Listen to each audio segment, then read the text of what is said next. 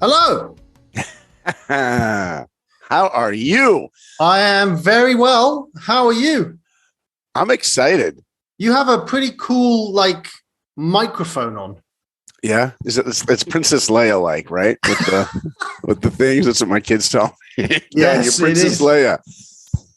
But look, if you want that crystal clear, beautiful THX sound, you got to go to the movies. You got to go to Princess Leia. There you go. I think it's very, very impressive. Thank you, man. I'm really excited to meet you. This is really fun. I'm excited to meet you too. No, you're not. No, you're not. Because you don't know who I am. No, I am excited to meet a person. It's not me. I am excited to meet you. Okay. Who are you? Oh, I'm allowed to answer that question? Yes, of course. You want to? Do you mean name or goals of life? Because when you say who is a person, you don't really define them by their name. You're like, what are you living for? What kind of answer do you want at this stage in the interview? That is a very good question, the way you put that. I want to know your name. Okay. And then I want to know who you are. Okay. My name is Saul Blinkoff, and I am a husband, father of 4, and a person that lives every day with the goal of trying to grow as a human being and become a better version of myself today than I was yesterday, which is a big list of the things I need to fix from yesterday, and trying to make a difference in the world, trying to leave a dent, as Steve Jobs once said, just trying to leave my little dent. That's me. and how are you going about leaving a dent? That's the question. It's one thing to want to, it's another thing to know how, right? Well, I try to do that through every interaction I have with anybody. I just talked to my kids about this over the weekend. Just talked about it. We had a big family dinner, and I said to them, we were talking about experiences we've had in our lives. And my teenagers are talking about moments where they've impacted other people. And I said, well, look at that story. Look how you made that impact. Just that little smile you gave, or just that little moment. Every interaction that we have with another human being, especially the ones that have a utility. You go to the dry cleaners. All your job is to do is drop off your dry cleaning. That's your job. That was the goal of why I went there. But it can be so much more, because when you drop that off, all you need to say to the person behind the counter is, thank you, gratitude. Thanks so much for making my clothes clean. It changes my life. It really does. When you put on a clean shirt, you feel like you can take on the world. Thank you for that. And also, how's your day going? Just reach out to them, those little moments. So those are the kind of interactions that I have and that I look for. And then also as a filmmaker, I work in LA.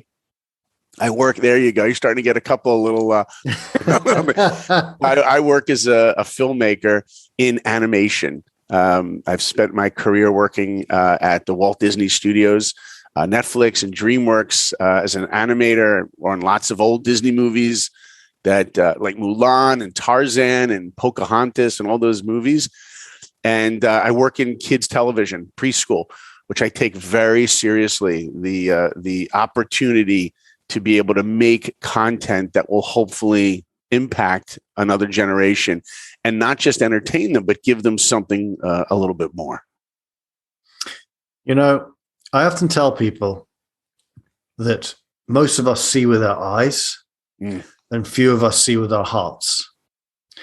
And I get the sense that you are someone that sees with their heart. And I will tell you, I'm assuming that you're in your house. Is that correct? Yeah. So I will tell you that I sense and I feel a lot of love in that house, right? Yeah. And I don't know your kids because I don't know you, but I sense that they're very fortunate to have someone in their lives who sees with their heart. That's my wife you're talking about then. Because my wife, her energy is what makes our home. And the love that she gave, I'll give you another example, Leon. You're a father, yeah? I'm not. No, You're not? Okay. I'm a father of a dog. At the right time. I was telling my kid, we got a puppy too, and that is just a lot of love, a lot of love. You know, when my wife, we have a 17-year-old as our oldest, and we have 4 kids, and our youngest is 8. And I was telling our 17-year-old when she was a little baby, and my wife would bring her to the changing table. So if you ask a parent who's putting their baby on a changing table, what is your goal right now? The first thing out of their mouth is going to be change the diaper. There's a dirty diaper. Of course, that's the goal. And after they change that diaper, all they need to do is put on a new diaper. The baby's changed. Anybody could do that. Anybody could change your kid's diaper. But what's the difference between anyone changing your kid's diaper and a mother or a father? The parent of the kid changing the diaper has a much more profound opportunity. When my wife, and we told this to my 17-year-old because we wanted her to appreciate it. When mommy changed your diaper, I said to her, you know what she used to do? She would put you up on the changing table and she would change your diaper. And after the diaper was changed, there'd be another 5 minutes on the changing table. Mommy would take the moisturizer and rub your feet and your legs and your belly and put her face right next to yours and sing to you and talk to you and do peekaboo and have an interaction. So that's an example of what I was speaking about earlier, about those moments where we have a utility, especially as a parent. When you have a utility, when you go pick your kid up from carpool, for example, you have a utility function right now. I got to get my kid from the school to home. So what are you going to do? You're going to play the radio the whole time? You're going to be on a phone call? My wife and I have a rule. Whenever we pick our kids up, we're never on the phone on a work call or any call when we pick our kids up. Because after their day, they should get in the car and get love. They should know that these people that just picked them up care so much about you. We want to hear about your day, or even if it's just to give them a kiss. So it's finding those utility moments and turning them into, turning the ordinary into extraordinary, turning a moment of utility into a moment of connection, and that's probably what you sense here. My wife, who's much better at that than me, I try just to keep up with her, but she's really the one that sets the tone, Leon. And she may set the tone, but you're both mirroring each other, right? I mean, if you weren't someone who was, connected to their heart, then she wouldn't have been attracted to you, right? Right. Same goals. Yeah, Same exactly. Goals. So you're absolutely right. A mirror. So it's funny. I don't know if funny is the right word, but how did you get into animation? Because again, animation, in many respects, I would say, is about like love, is about most types of animation, right? Is about love, is about kind of making kids feel. How did you get into that? Yeah, that's a great question. I have goosebumps from the way that you just asked that. I've been asked, how did you get into animation before? But no one's ever highlighted love in the question so beautifully like you did.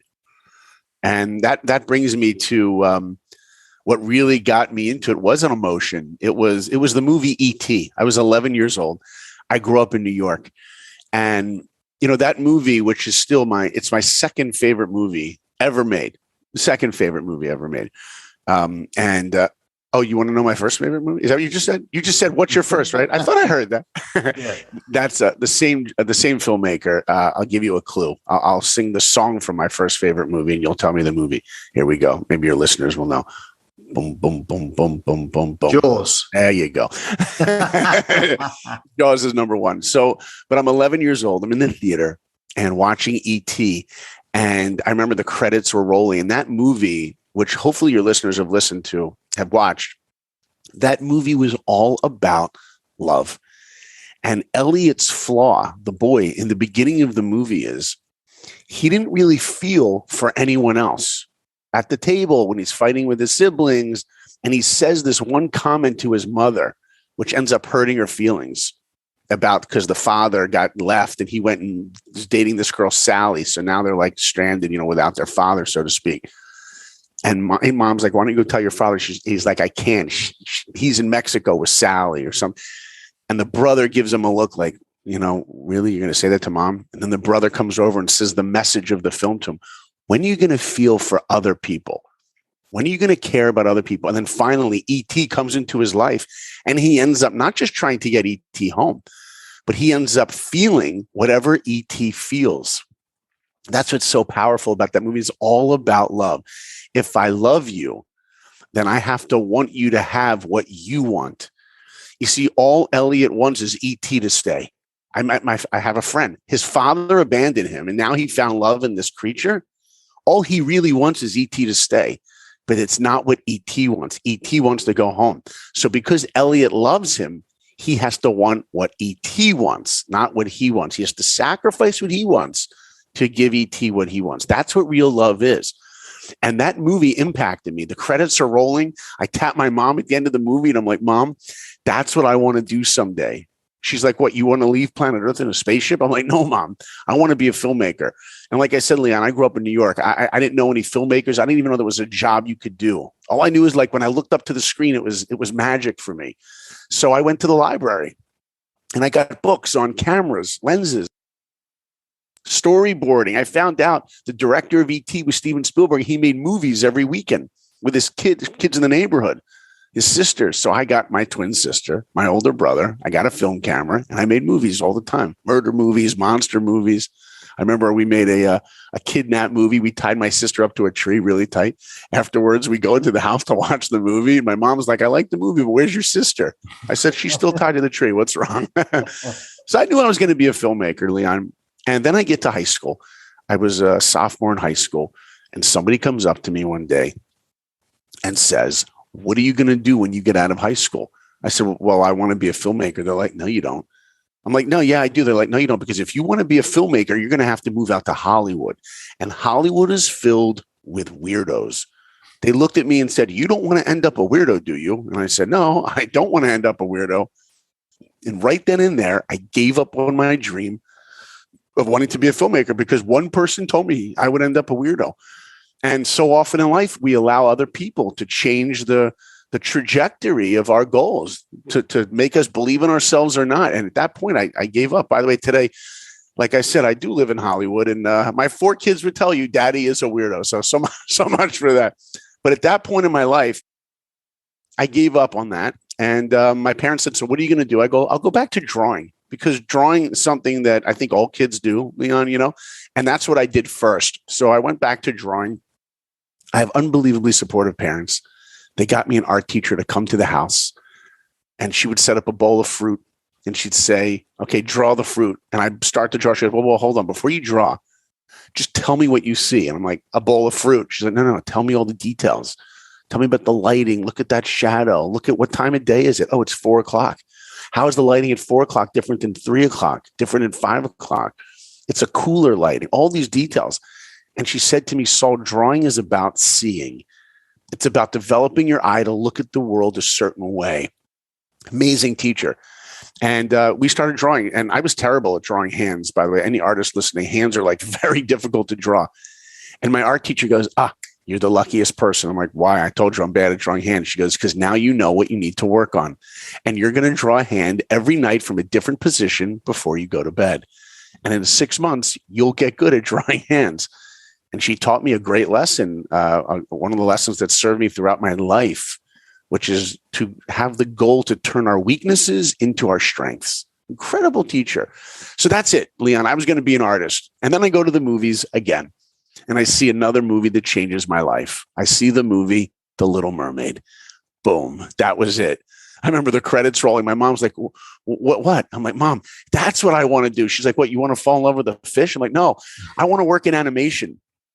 And, animation combines my 2 passions, my love of drawing, my love of filmmaking, put them together, animation. And plus, I found out that Disney had a studio in Orlando, Florida. I don't have to go out to LA. So there I was, a junior in high school, and I knew that my dream was to become a Disney animator. I just had one major problem. I had no idea how to do it. Today you want to be a Disney animator. You go to Google and you type in, how do you become a Disney animator? And you'll get the answer. Back then, everyone listening, get ready. No such thing as the internet. Leon, you remember those days? I do. right? My kids can't even relate. I'm like, when I was your age, the words Wi-Fi meant nothing to me. You know what I mean? So my mom took me, not my older brother, not my twin sister, took me on a trip to Disney World to find out how her son could become an animator. We're walking around Disney World together. She's going over all the Disney employees. They're called cast members. And she says, how does my son become an animator? No one knows. We're getting on the It's a Small World boat ride, I remember. The Disney employee lady is like, how many in your party? I'm stepping on the boat. We're like 2. My mom's like, by the way, my son wants to be a Disney. It was very embarrassing, actually. The lady's like, man, we don't hire animators here. It's a boat ride, She says, look, if you want your son to work at Disney, he's got to go to the Disney casting building, which was a couple minutes away from where we were in Disney World. So we go to this building, and can you imagine what a Disney office building must look like? Like imaginative, beautiful. Even the doorknobs were made out of brass, and they were sculpted to look like the talking doorknobs from Alice in Wonderland. I mean, just incredible whimsy. I open the doors. I walk into this atrium, and I'm standing in this atrium. There's gold statuettes of Mickey, Donald, Pluto, Goofy, even the air in there. I will never forget the smell. It was like pixie dust in the air, like Disney air. Everything was sweeter.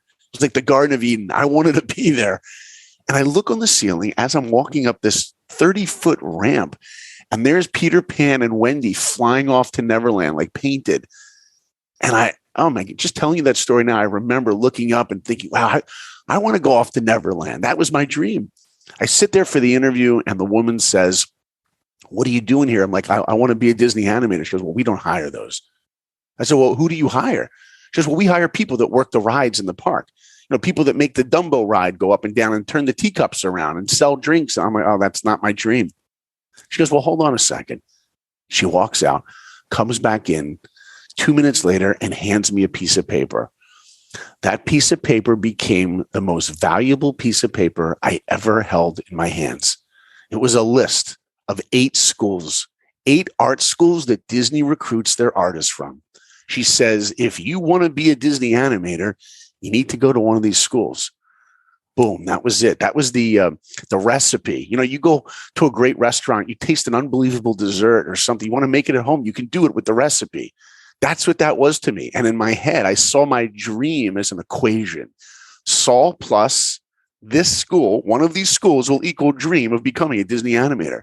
So my mom, unbelievably supportive, takes me to each of these schools just to see which would be a good fit. We go from one school after another. Finally, we end up at the Columbus College of Art and Design. The work there was incredible. Every artist there was 100 times better than me. I was intimidated by the work I saw on the walls. And I'm like, you know what? If those artists are so much better than me, then if I go to a school like this, then I would hopefully be better because I'd be surrounded by people that were better than me. And I chose the school. And thank God they chose me. And 1 week later, a Disney representative comes from the Walt Disney Studios to our school. We all assemble in the auditorium. It's the first time I saw the entire school together, 750 students. And the guy from Disney, one of these old animators, he worked on Sleeping Beauty in the 50s, used to be friends with Walt Disney. It was incredible to see him on a stage. He looks out to the audience and he says, how many of you want to be Disney animators? Every hand went up. You see, Leon, this is before DreamWorks existed, before Pixar existed. If you wanted a job in animation, it was Disney. And he looks out to us and he says, just so you know, out of the 750 of you with your hands up, maybe, just maybe 4 of you will ever work there. That's how competitive it is. And when he said that, I remember thinking one thing. I wonder who the other 3 are going to be. Because you either believe in yourself that you can accomplish or you don't. And at that point, I believed in myself. And then he said, if you want to get into Disney, you need to get the internship. No internship, no Disney. And if you want the internship, you need a portfolio. 25 pages filled with hundreds of drawings of figures and animals drawn from life. No cartoon characters, no Mickey Mouse. We want life drawing of humans moving from life. Go to the cafe, go to figure drawing class, go to the zoo, fill a portfolio, show us that you can draw things alive moving, and you can get the internship. And that's where I set my goal. That's where the goal was the set, and I knew how to do it. And school was not an easy process, though, my friend. It was very, very, very difficult. I went through a lot of rejection. Yeah, it was very difficult. Yeah. That's a story that I'll never forget. Seriously, it is a story that I'll never forget for many reasons, but one of the main reasons is what an amazing mother. Yeah. What an amazing mother that saw you in a way that enabled you to become the man that you are today. So true. Truly extraordinary. Yeah. She's equally as supportive and loving as a grandmother. How she nurtures our kids and builds them up and knows each one of them uniquely. I have such gratitude to her and my father, both of them. Just throughout my process, when I would come home from school, my father still tells the story how he loved when I would bring all my artwork and I'd show him the final illustration. And he'd go, no, I don't want to just see the final. I want to see all of your steps. So I would show him the sketch and the thumbnail and the drawing and the black and white and all the studies that it led up to. He loved the process of it because he got to know how I think and see the struggles that I went through. And, speaking of struggle, my sophomore year, I got my portfolio together of my best drawings and I sent them into Disney. And I got a letter back on Disney stationery. It had a Mickey Mouse on the envelope. It had my name typed on the front. I remember I was excited that the Disney company knew I was alive, right? They had my name written on an envelope. And I open up the letter and it says, Saul, thanks for sending your portfolio in, but you didn't make it. All right. So I got rejected. I didn't expect to get in the first time. I just wanted to go through the process. I took that letter of rejection, put it up over my desk. And then the second year, I had become very dear friends with a guy named Andy. Andy was by far the best artist in the school. Even as a freshman, he was better than anybody because, first of all, he never stopped drawing, drew all the time. We would go to cafes. We would walk around Ohio at night and draw light posts and benches. But he taught me a work ethic that has served me my whole life. Not just a work ethic, that's not even fair. It was a life ethic. He taught me about perseverance, inspiration. I never heard the word inspiration before until I met Andy. He would draw things and be inspired. I never even knew what those words meant. And he just taught me a way to look at the world and a way to take my art and my drawing and the discipline to another level. And I remember just being friends with him made me a better artist. And it's one of those things I remind my kids and even myself, who we choose to hang out with actually affects who we become. We want our kids to hang out with the right people. Well, what about us? Who do we hang out with? Who are our friends? What are the values that people in our inner circle possess? Because those are the values that are going to seep into our values. You have to choose carefully. And I remember, I'll just give you one example. Andy and I went to the zoo one freezing cold Columbus, Ohio day with about 15 other students. And it was an assignment to go to the zoo and draw animals for an hour. So the bus gets to the zoo. And Leon, I don't know if you know the cold. I grew up in New York, so I know cold. But Ohio in the winter, bitter cold, freezing. It's like you're watching one of those Mount Everest documentaries. Maybe I'm exaggerating a little bit. It was cold, And we get to the zoo. We go into the cafe there. It was a Wendy's, I think. And right when we get to the zoo, everyone's getting like coffee and hot tea and hot chocolate just to warm up. And I remember vividly like these guys and girls all flirting and talking to each other. And Andy and I got our hot drinks and we go out. We're walking around the zoo, seeing what we want to draw. And we get to the elephants first. Now there's a whole zoo, but we get to the elephants. And there's this one elephant, Leon, just walking back and forth, repeating the exact same motion over and over again, which is the greatest gift you can get someone who's trying to study movement. To have an animal repeat that same action back and forth is an incredible gift. So Andy and I stood there for an hour, just drawing one elephant from every different position you can and see how the trunk moved and the overlap of the tail. And we did like a whole walk cycle of drawings. It was amazing. Freezing, but we drew. Afterwards, we go onto the bus. And there was one of the guys there. And I'm like, hey, dude, we never saw you at the elephants. Where were you? At the monkeys? Like, where were you guys? He's like, no, none of us left the Wendy's. I said, what do you mean you didn't leave the Wendy's? He goes, well, we couldn't leave. I go, what do you mean you couldn't leave? He says, well, it was too cold. That was the moment that I knew that someday I would get into Disney, because that was the moment that separated the dreamers from the doers. Yeah, that kid I was talking with had a Mickey Mouse sweatshirt, dreamed to work at Disney. But when it gets difficult, when there's a struggle, are you still in? Everyone listening right now, if you're watching a Netflix documentary about somebody great, I just watched one yesterday about Quincy Jones or Michael Jordan, whoever inspires you, you know what they all have in common? They went through hell and persevered. That is the common denominator. Not only do they persevere through the pain, but they have the expectations it's going to be difficult, and it motivates them to work through the pain. Not to go through the pain, to grow through the pain. That's what they have in common. And Andy and I then leave the zoo, get our portfolios together, send them into Disney. And 2 weeks later, I get a call and it's Andy on the phone. I'm like, hey man, what's up? He's like, Blinkoff, you're not going to believe this. I'm like, what am I not going to believe? He goes, I got it. I said, you got what? He goes, I got the internship. I'm like, that's incredible. I finally knew someone that got it. I'm like, congratulations. He's like, but you didn't hear it yet? I'm like, no, but they could be trying to call me right now. I got to hang up. We didn't have call waiting back then, right? So I hang up the phone and I'm pacing in the dining room. I was actually home. It was a winter break. I was home in New York. My mom comes in at that moment. She's like, honey, what happened? I'm like, Mom, Andy got in. They just called him. She's like, wow, they're going to call you. So she's walking back. We're pacing back and forth and the phone doesn't ring. So you know what I did? I picked up the phone and I dialed ahead of Disney myself. Well, who does that? Well, I did, because when there's something you want in your life, you will do anything to get it.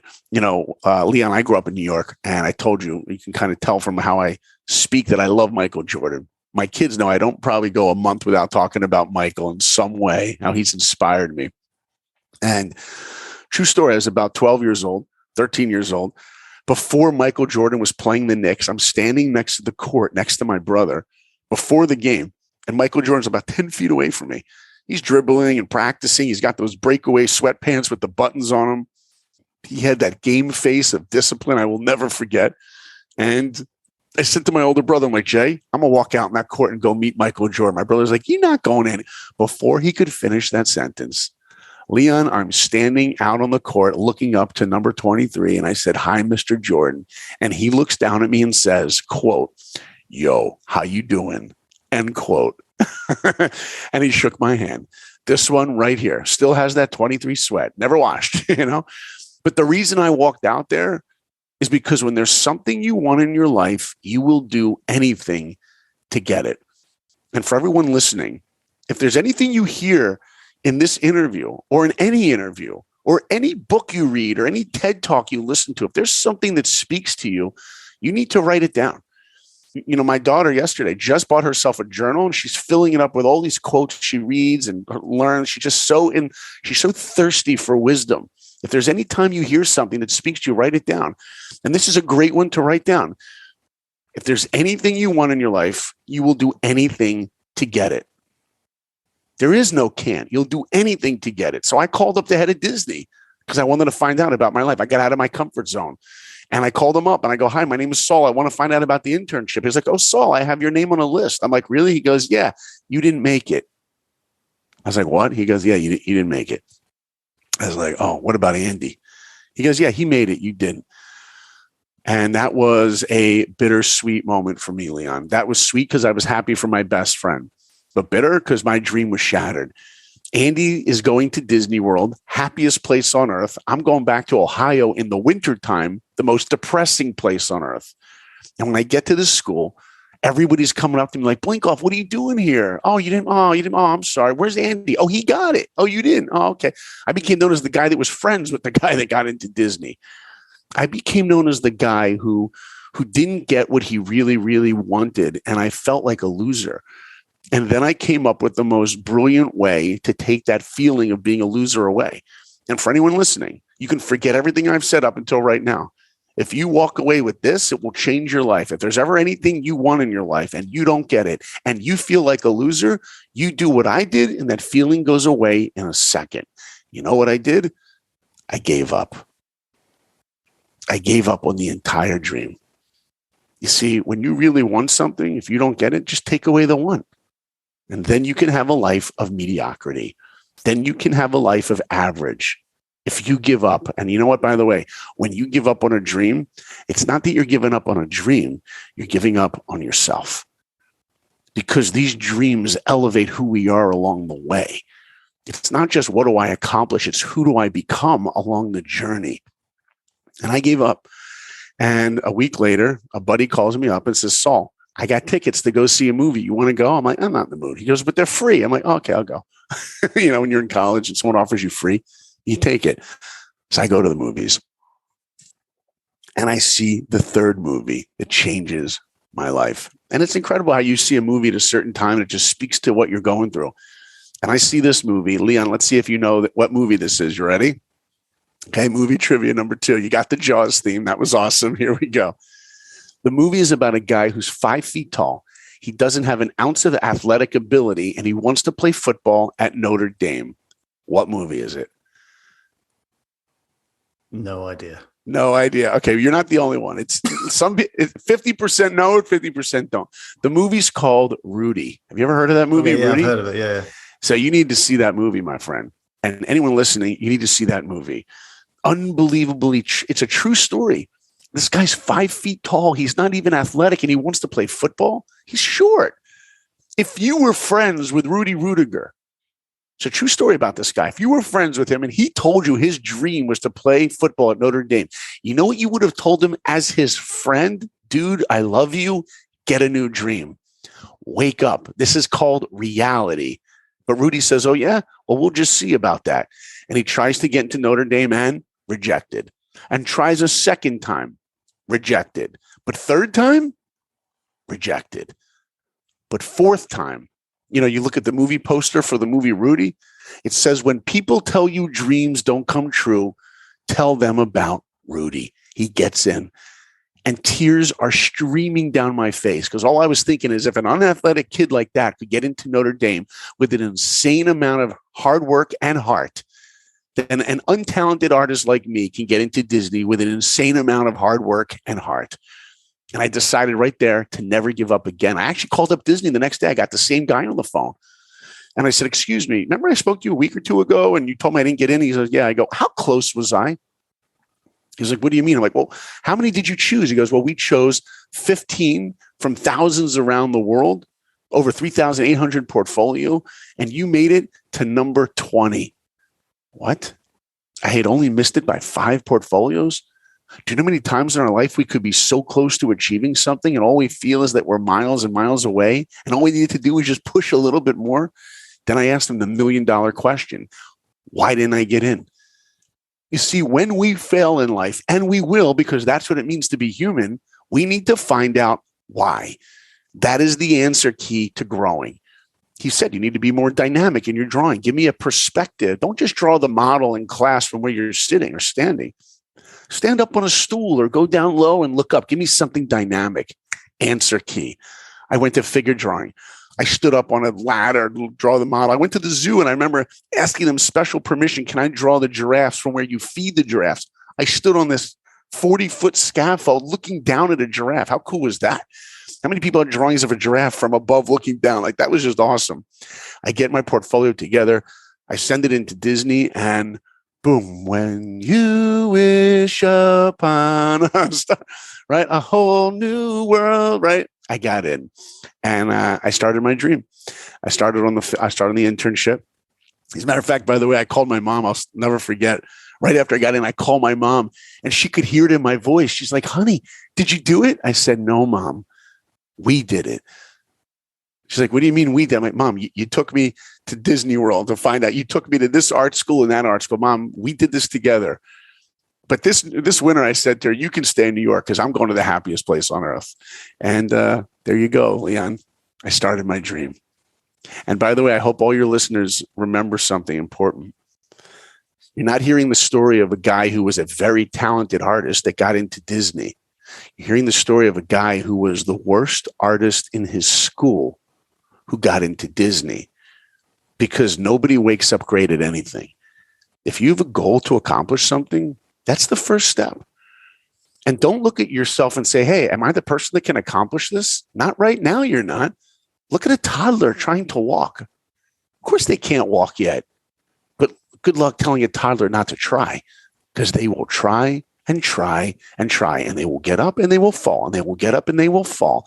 If we only had the tenacity of a toddler, think what we could do. Think what we could accomplish. Think who we could become.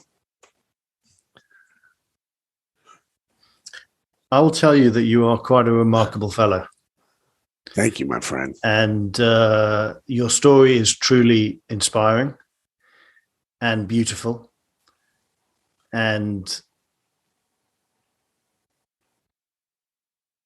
I mean, have you ever written a book about your story?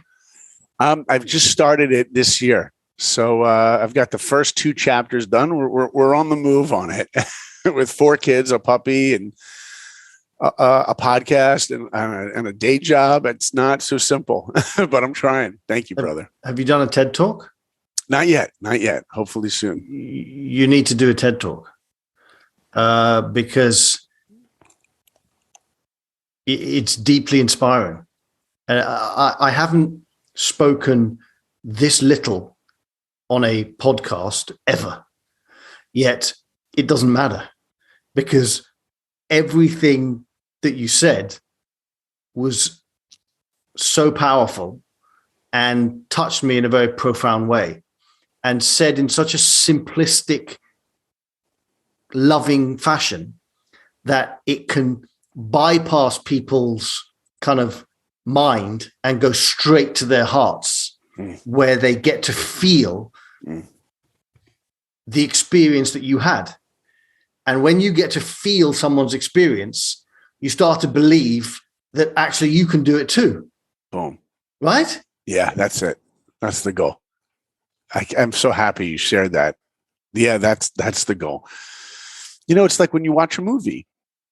When I saw The Karate Kid for the first time as a little kid, like, I wasn't watching a story about some kid. I felt like it was me, and just an example of what movies and stories can do. If we can relate to the protagonist, to the main character, then we feel like we're Luke Skywalker.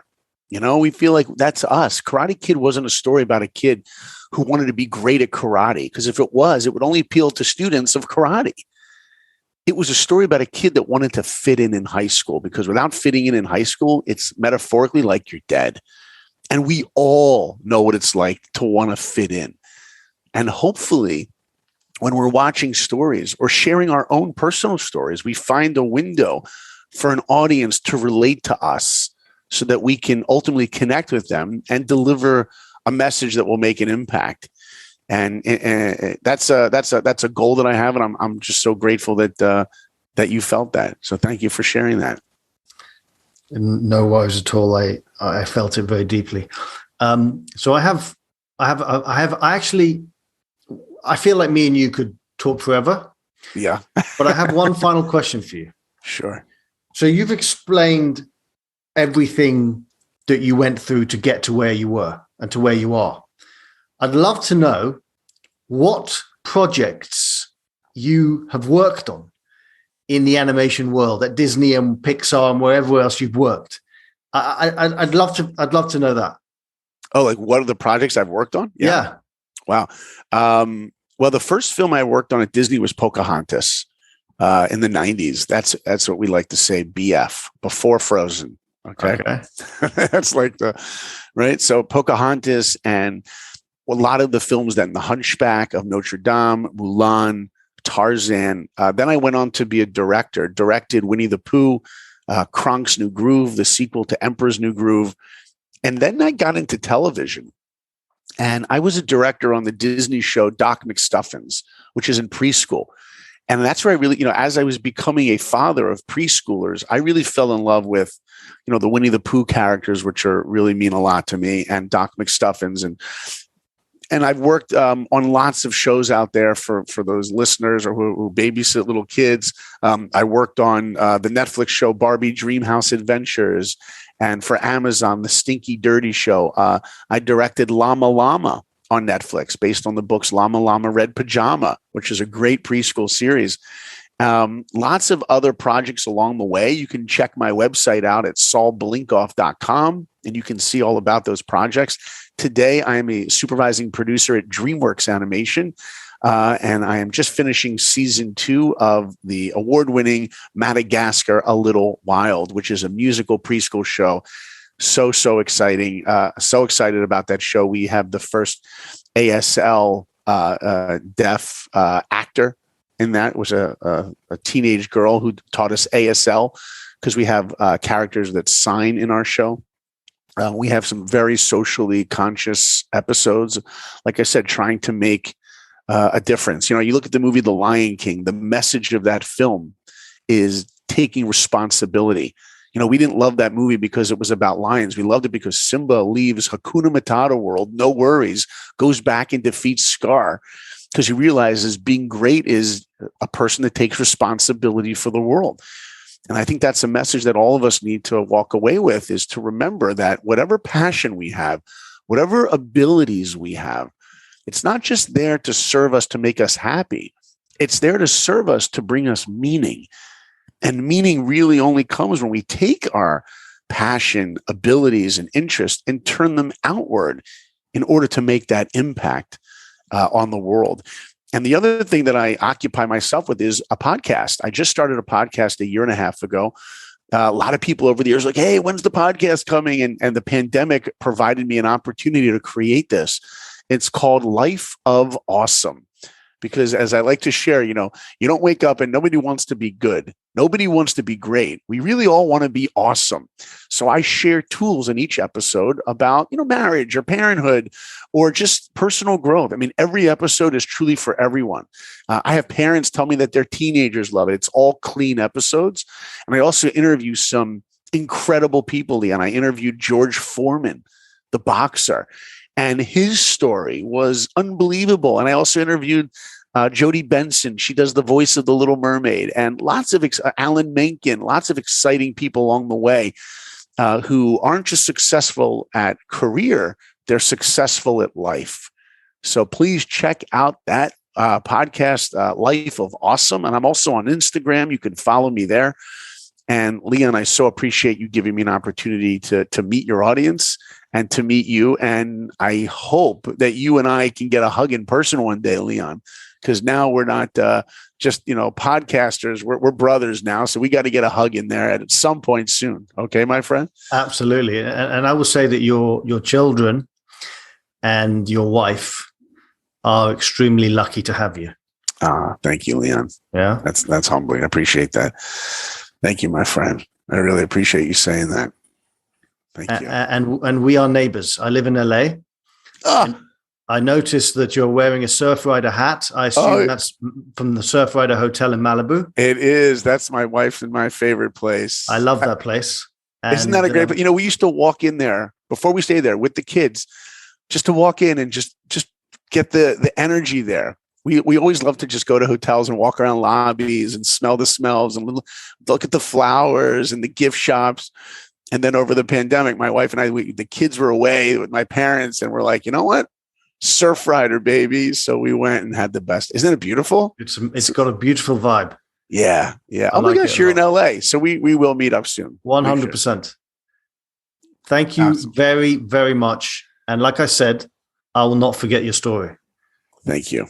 Thank you, Leon. Thank you for coming. Take care, brother. Be well. Hello, everyone. It's Leon here, aka the Kindness Guy. If you like my videos, which I hope you do, don't forget to press the subscribe button and also to ring the little bell so that the notifications notify you that I have a